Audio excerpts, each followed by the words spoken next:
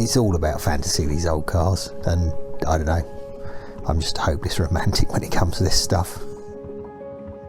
You imagine who would have owned it? It must have been really something. A blonde brick Etland, Mary Quantmany dress, King's Road, you know, you can imagine it, couldn't you?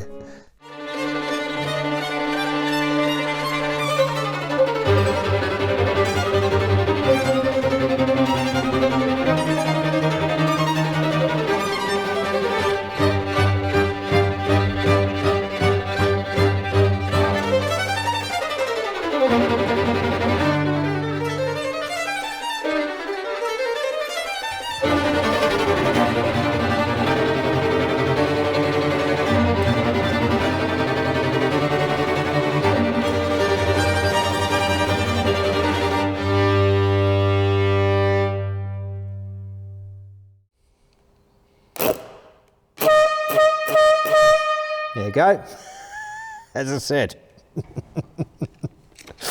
Oh dear, simple things and simple minds, eh? I can't help it. Right, yeah, I think we'll think about doing something else, but yeah, that works, doesn't it? That's good.